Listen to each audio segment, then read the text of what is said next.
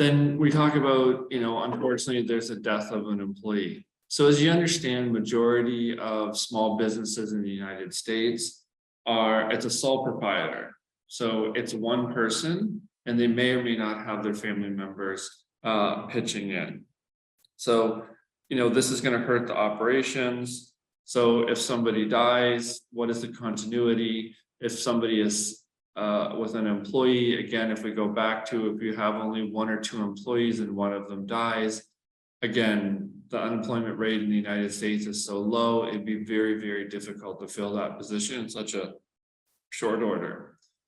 Now, unfortunately, what if there's an illness? Whether it's short-term, long-term, or indefinite, you're going to face the same types of risk. Who's going to manage the business? Who's going to open the business? Who's going to be there to receive the goods or provide like the services? Family members may be able to jump in for a short period of time, but again, this all falls under what we consider human risk.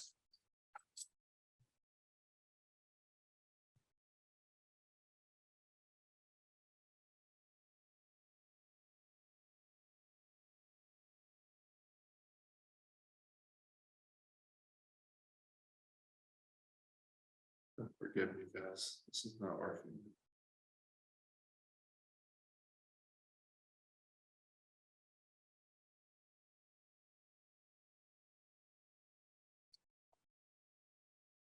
So now we'll continue to more human risk. So now we have one of the risks which we consider theft and fraud. As any small business owner will know, there is always product and inventory theft amongst employees. And also what we have seen post-COVID is the amount of shoplifting has never been higher. With your internal employees, you also have timesheet fraud. You have people clocking in for one another or forging. Then you can have, if your accounting duties aren't separated, between those that are doing the journal entries and those that are writing checks, you can have accounting and you can have cash fraud. So all of these are considered internal human risks. Now, another human risk is what we talked about for employees. If there's low morale or there's dissatisfaction, there's a failure to perform, they might sabotage the system, they might sabotage equipment, or they might give such horrible customer service that your customers are going to go elsewhere. So these are things, that affect you. So you need honest, hardworking employees, but you have to understand to mitigate the risk. You have to treat them very, very well. And again, I'm going to continue to harp on this in our current situation. Again, the unemployment rate in the United States has never been lower. So filling positions is very, very difficult. And again, you have employees that are part of the Great Resignation. So you're better off to treat them well, pay them a little bit more if you can, because the long-term cost to replace an employee in this current environment, it's very, very difficult. Understand too, with low morale, that you can have employees that will just forget purposely or unpurposely to order inventory, which again is going to affect your customers. Now you have equipment and information as technology risks. So equipment breaks down. So older equipment may run slower. It requires more maintenance than new equipment. New equipment needs an integration into the old equipment. Understand that you can have worn out older equipment. So that can break down, parts may be damaged. So this could cause company vehicles to break down. So you have to look at your current operation and figure out what would be the loss in sales and or productivity. So let's just use an example that one day, one of your delivery vans is not working. What is that going to cost for your business for one day? So you don't always necessarily need the most up-to-date technology and equipment. You just have to constantly monitor it regularly to make sure that what you have older is well maintained, and whatever new system that you have, again, whether it's software, make sure that you're keeping up to date with any of the software updates. Information technology, you have to consider like the downtimes. So are you backing up all of your files? Do you have a recovery system? The biggest thing that we're facing again in today's is you have a lot of scammers that are taking over systems and they're basically holding it for a ransom. So you have to understand lack of backup or recovery system, make sure that you have updates, that your technology is repaired. You have to consider power and connectivity issues. Could there be physical damage and are there outdated systems? And what are the administrative controls? And this can be passwords, logins. You have employees that come and go. You might have an employee that leaves if they take the password with them, or if it's double verification and their cell phone is the one that receives the text for the code to get into your own system. So these are all things that you have to consider, and these are risks. So we have other internal risks. So if it's physical plant repair, realize that there can be a break in the line or utilities. So you have to understand that there may be routine maintenance that can be internally or externally. You don't really know when the city, or if it's a state utility, when they're going to do routine maintenance. This is something that you want to try to mitigate, that they're not doing routine maintenance or there isn't a break in the lines during what you would consider the peak of your production or when you have employees. This could be something if you have a restaurant and trying to find out is the city of New York going to break up the sidewalk in front of your restaurant during what you consider the busiest time of year for you. And then you have incidences that you have to consider as another internal risk. We know that employees, they get hurt. It happens. Accidents happen. Sometimes there's damage to other properties by employees. Sometimes it's through neglect or it's just bad luck. And then sometimes your property can be damaged by others. I think most retail experiences, again, during COVID, we had a lot of riots and protests that happened in the United States. And unfortunately, a lot of property was damaged and some were never able to recover. So what are other internal risks? So what's the most important? Cash flow changes. So that could be unexpected costs. So for the last 15 minutes, I think we covered more than enough unexpected costs that you could see. With the current economy, interest rates keep rising. We don't know if there's going to be a hard landing or a soft landing. So some financial institutions, they're tightening, lowering or eliminating credit lines. And then other established lines of credit, they've increased the expenses. So I recently read an article in the Wall Street Journal where less than 18 months ago, one business had a line of credit and it was 2 points over prime, and now it's at about 14%. So as a small business, you realize that these things can affect you greatly. So what other internal risk can a business owner control?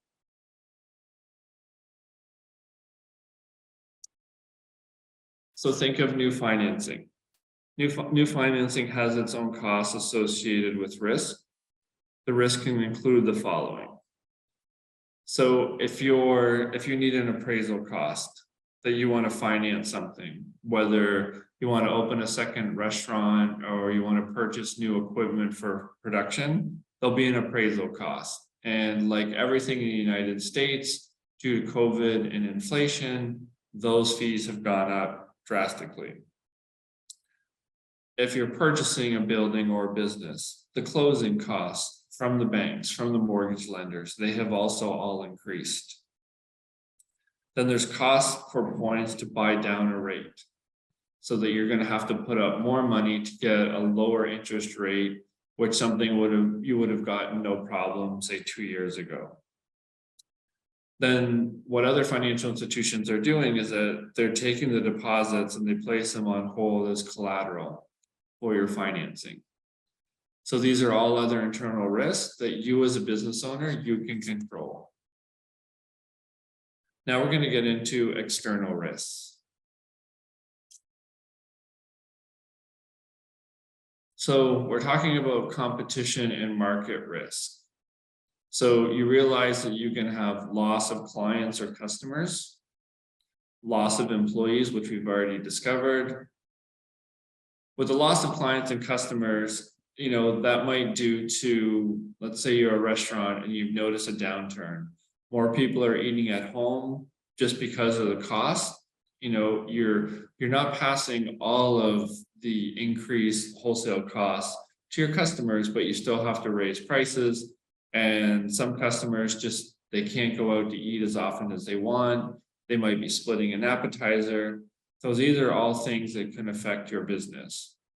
Then what we talked about earlier, again, loss of employees. It's the Great Resignation. There's a shortage of workers. The amount of money that other larger corporations are offering, which is affecting small business. Then you can have decrease in sales. This can have to do with prices or fluctuating markets. As you know, sale price keeps increasing from wholesale, from production to wholesale, and though you have to pass that on to your customers. Understand that there's increased vendor costs, as we've seen the price of oil and gasoline increase, and then you have fixed cost change. Understand that rents just keep going up and up, and this again has to do with, it goes back to that interest rates for mortgages keep going. Some other things that can happen is that competitors can advertise a lower price. If it's a larger corporation or if it's a restaurant chain, they know that they can do a loss lead. They know that they can wait it out, and most small businesses can't. And then what we talked about, wholesale prices, they go up or down, but as we know, they've just been going up. So now we're going to talk about some external risks.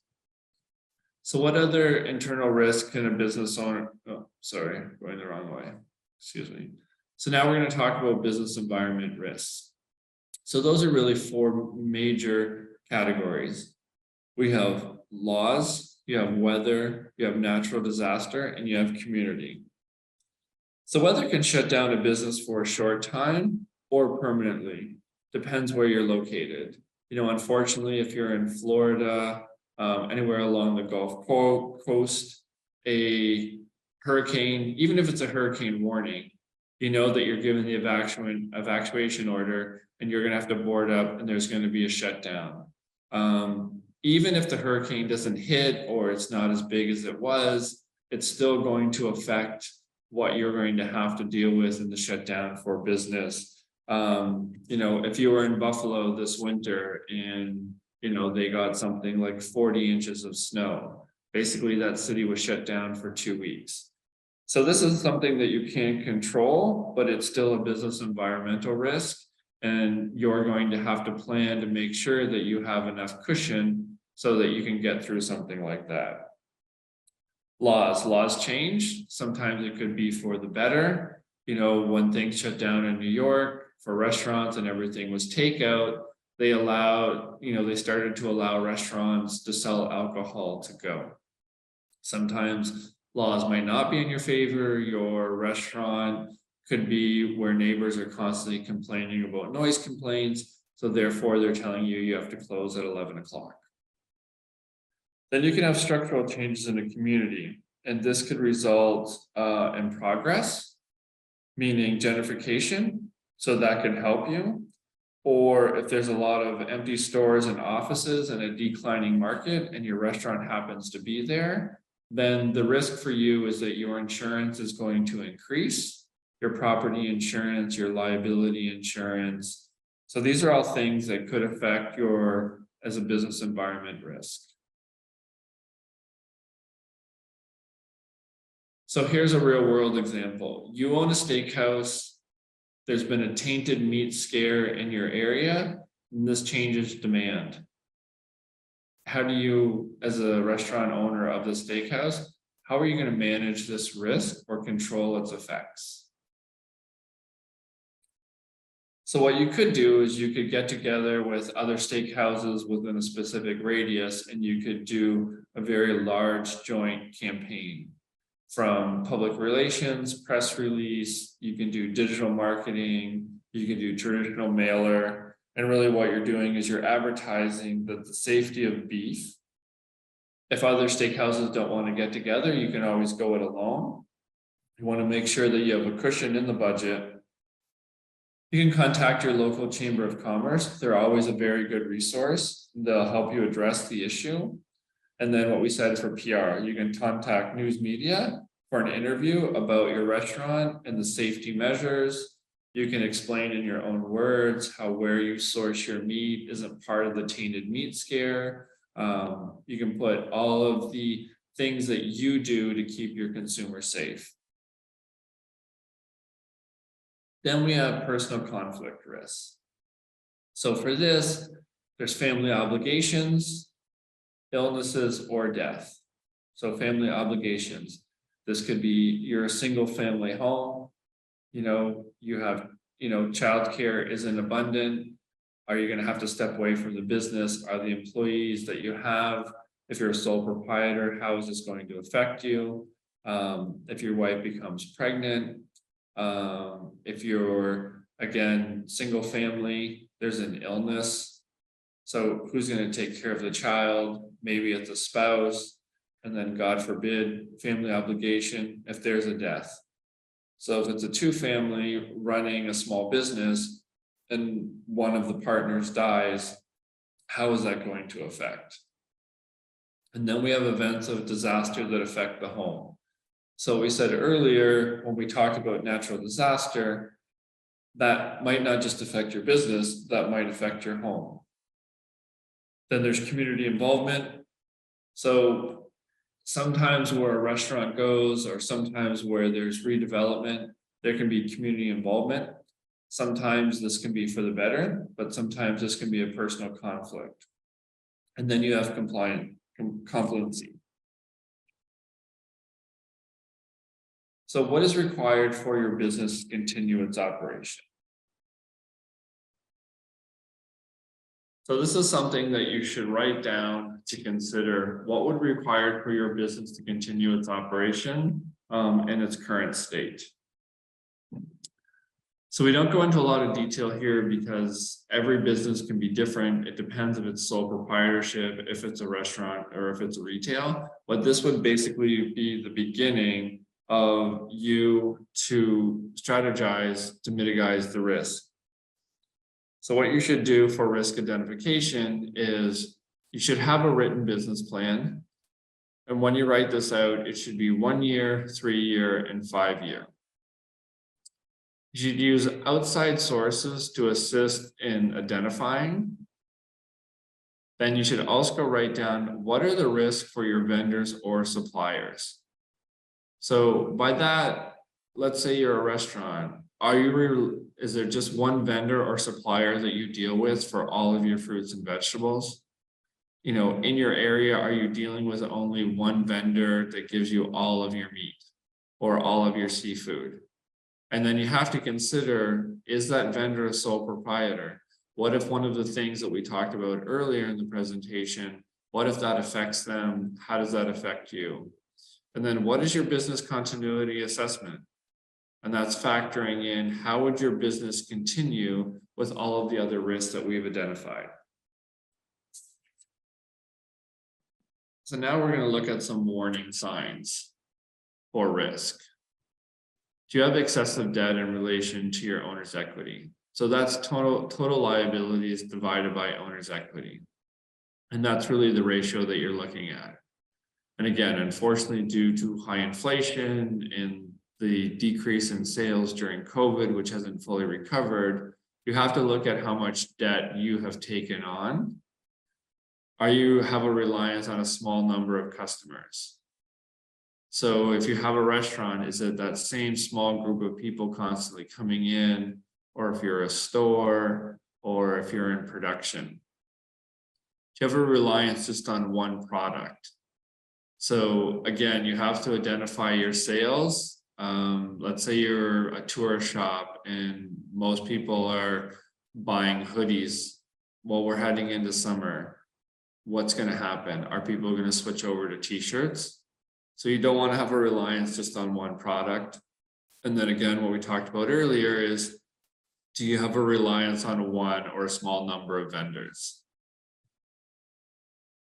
Other warning signs, do you have cash flow problems? And that really comes down to, you're looking at sales, you're looking at the amount of cash flow that's coming in, and then you're looking at the amount of bills that you have. Is it month over month? Are you dipping into your savings? Are you having to rely more and more on your line of credit? Are you having to put more business expenses on your credit card and then just making the minimum payments as you're watching it increase? Then you want to look at you have to constantly look at your accounting system. You want to look at your bank accounts, you want to look at your credit cards, and you want to look at your time card records. You want to make sure that nothing is standing out.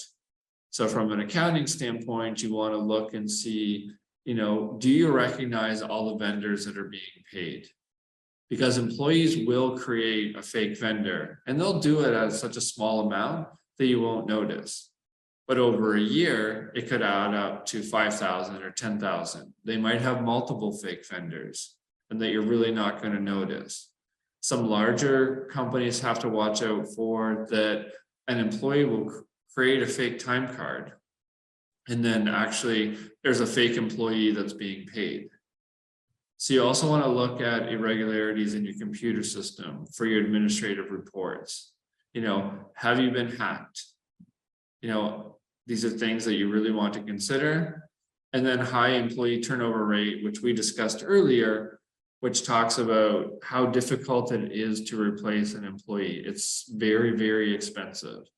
So you're better to give employees some of the benefits that they know they're going to get elsewhere. And again, that can be a higher pay, more days work from home, more of a flex schedule. And then you have to do your risk evaluation. You want to identify the needs for which we talked about on the business continuity. Then you want to identify needs for potential or planned growth. Discuss risk with the managers, and then also communicate the risk to managers. Managers might be able to see solutions and risks that you haven't identified, but because they're in the front, they're in the trenches day in and day out, they'll be able to assist you with this. You want to do a SWOT analysis. This is very standard, business 101. So you're looking at the strengths of your business and seeing how can I build upon those strengths to grow. Then you're looking at the weaknesses and identifying of those weaknesses, what risks can I mitigate? Where do I need to improve my weaknesses to turn them into a strength? And then, prioritizing these. Then you want to look for opportunities. Where can I grow the business? And then what we talked about earlier is that you want to look at the threats. Some threats you can control, some you can't, but as long as you're aware of the threats that are on the horizon, then you can still come up with a strategy to mitigate those threats. So there are a lot of resources that a small business can identify to work with. So there's a Small Business Administration. They're across the United States, and it's from the federal government, and their sole purpose is to help small businesses grow, deal with problems that they're not educated, they're not aware of. It can be loans, it can be grants. You can deal with an audit firm or a CPA. They can look at your financials, they can look at your line of credit, they can see what you're paying for your credit cards, and they'll be able to assist you in your cash flow, looking at your income statement. They're going to be able to identify things for you that maybe you're holding too much cash, maybe you should invest it. They can give you what we had talked about earlier. They can tell you some financial risk to identify, which we talked about earlier. You don't want the person doing journal entries that also pays the vendors.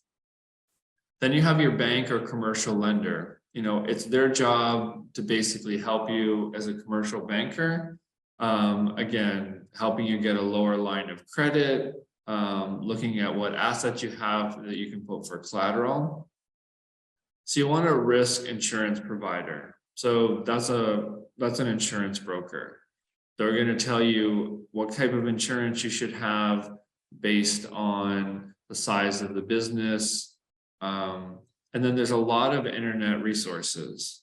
Obviously verify the internet resource. You know, you want to make sure it's reliable. So risk measurements. What are the effects on your potential earnings and cash flow? You also want to know what's the impact on the business for future growth. You want to consider what are the costs related to risk should it occur? What would change in your business as a result? And then what you do is you're weighing the cost versus the benefit of the control. So the importance of risk management, it's cash flow, it's stability, it's credit, and it's longevity. So now we're going to talk about risk control management and the implementation. So equipment and vendors. You want an inclusion in your initial written business plan. You want to readdress, monitor, and update your business plan periodically. Most companies will update this every 12 months. So, and that's updating your 1 year, your 3 year, and your 5 year. And specifically from that business plan, you're looking at what was your forecast from sales and revenue, and what was the forecast of your costs or expenses, and then seeing between budget and actual and investigating what was the differential between the two, whether it was good or bad. Rule of thumb is anything above or below 10%, you want to investigate why. You want to ensure your equipment and the use service plans. You want to make sure, again, that there's insurance on equipment.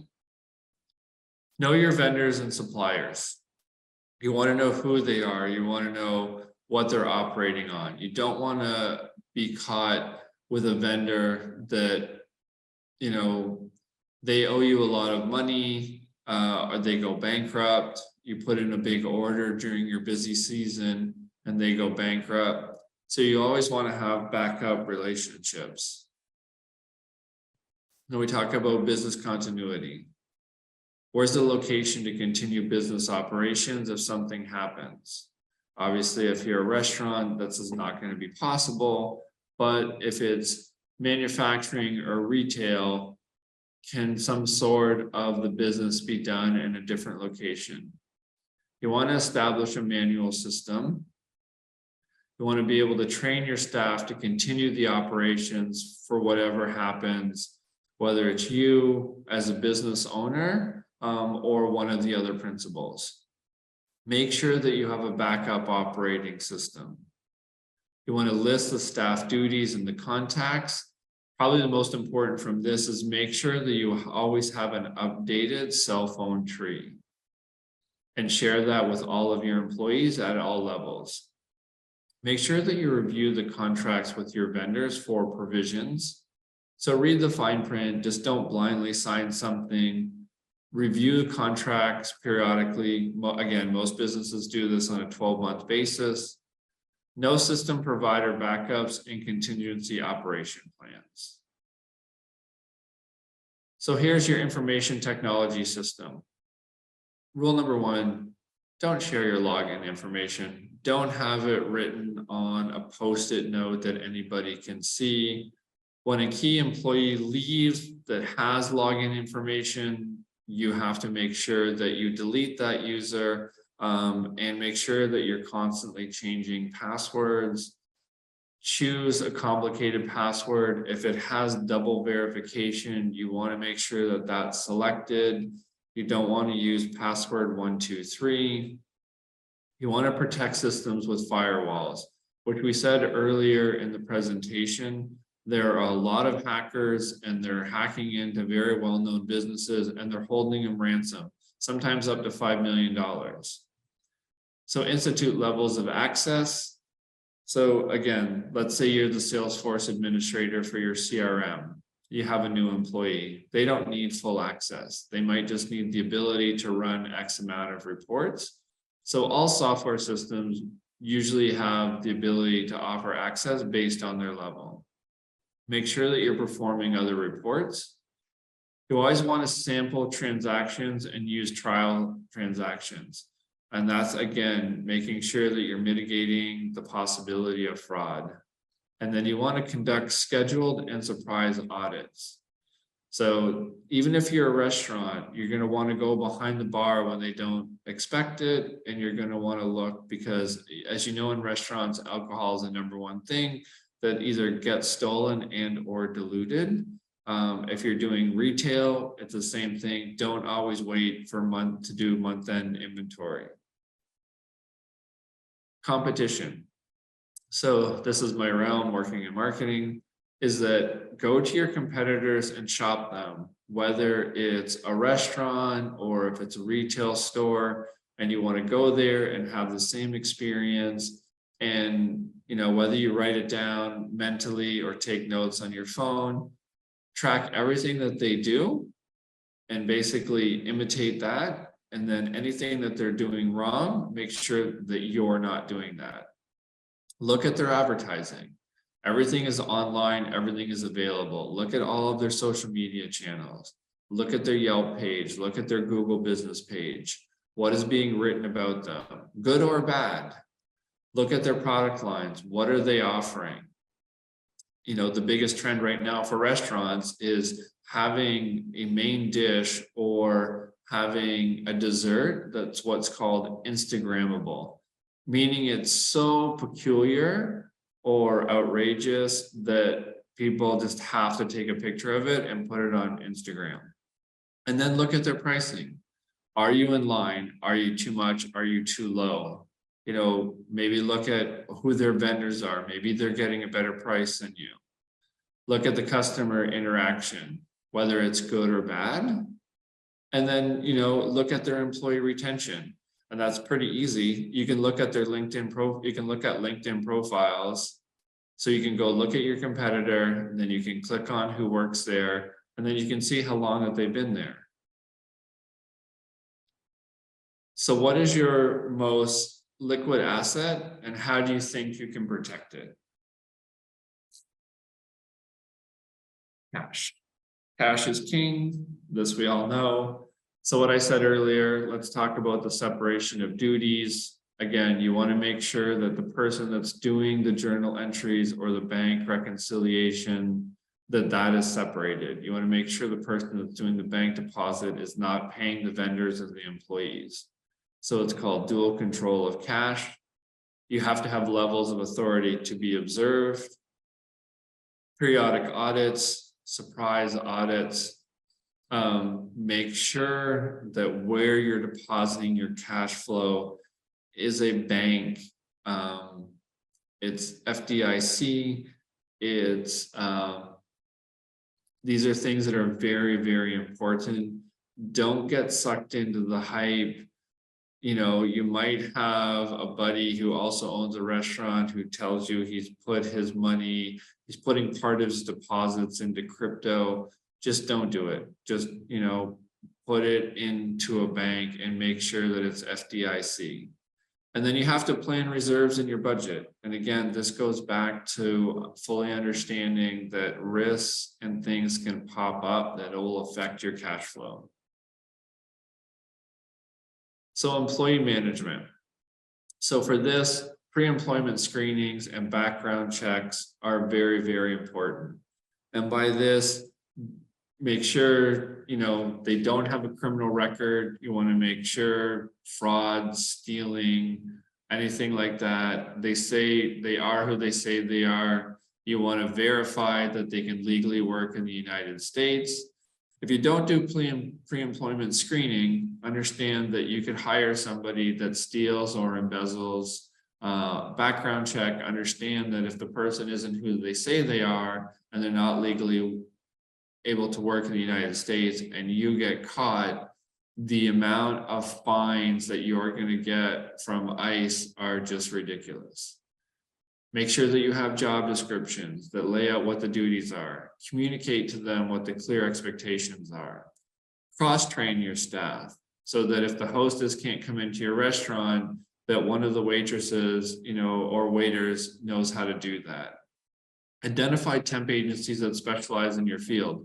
Sometimes, in the Great Resignation, you have employees that are not giving proper 2 weeks notice. Find a temp agency that will be able to specialize in your field that can backfill in a short order. And then do periodic evaluations and give them feedback, whether it's good or bad. Tell them when they're doing something good, and when they need a correction, then just take them in private, point out what they're doing well, and then give them the feedback on how they can improve. Manage by being present and walking around. So if you own a restaurant, don't sit at the bar and you see that it's packed and you're really not doing anything. So just go around and help out. Audit for payroll. Again, look out for time fraud. Benefits and compensation are very important for retention. Incentive, to avoid injuries and damages. So business work strategy. How can you manage your own risk? So you as an individual or a sole proprietor, you have to set your work hours. You have to plan work with a balance. You can't work 18 hours and sleep 4 and then travel to work for an hour and then travel back. It's just, in the long term, it's just not going to work out for you. And it's going to go back to one of the risks we talked about, whether it's short-term or long-term illness. You have to set realistic goals, train support staff or an assistant, that can take the small things off of your hands. Include disability or death in your business plan. As morbid as that sounds, you're better off to plan. Make sure that you have a support system, and then you have to anticipate your family and your home needs. Some more on control management. You have to have communication with the organization. Everybody needs to know what they're supposed to do, what their expectations are. Routine assessment of your physical plant. So again, whether this is retail, restaurant, or physical plant, make sure that everything routinely is being assessed of what working order and when does it need to be replaced. You have to be alert to changes in the community and the laws. Be awareness of the news in the economy, for better, for worse. Only utilize your lines of credit when needed. Be very, very careful with this. Insure against damages from weather and disaster. So again, this goes back to talking to an expert about insurance. So identifying, if you live in a flood-prone zone, make sure that you have flood insurance. Or if you live where hurricanes are, make sure you have hurricane insurance. And then backup utilities. So this is phones and generators. So if electricity is very important to your business, it might be worth the investment that you buy a generator and it's just stored in the basement. So lead by example. You have to be ethical and honest behavior, and this begins with management. So exit strategy. What is your exit strategy in your business plan? You want to revisit it periodically? Is there insurance payments and a liquidation of assets for your exit strategy? Are there liquidation of assets without insurance? God forbid something happens to you, what we said, death. Is there a trustee to handle this exit strategy? Is there a family member that you've identified? And are there any employees that may or may not want to buy the business from you? So plan in and manage risk to succeed. So I'm just going to finish the discussion as we come up on the hour. There are 8 key points to remember. There are internal and external risks associated with a small business. So begin assessing the risk by completing a list of those events or resources involved with your business that could impact continued operations and cash flow. What is the cost to ensure or minimize risk should be weighed to the potential impact involved. Make sure that you have a business continuity plan, should be part of your overall business plan. So strategies to avoid risk can include communication, setting expectations, having a support staff, training your staff, insurance, assessment, and contingency planning. Be honest in reviewing your business for risk and warning signs. Seek assistance from others, and an exit strategy is important.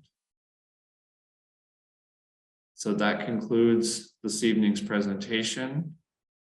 So think of any final questions you may have. What have you learned? And think, how would you evaluate the training? So you learned today internal and external risk of a small business, how to identify and reduce the negative effects that can have on your business, what are the warning signs of risk, steps in risk management planning, the importance of containing these risks, and the need for an exit strategy. So this concludes. If you have any questions, you feel free to reach out to us. Again, this is part of the Community Navigator pilot program. You can contact Universal Processing at cnpp@uprocessing.com.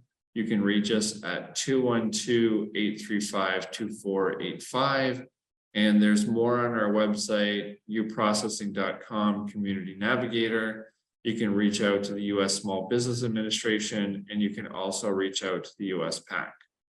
I want to thank you for joining me this evening.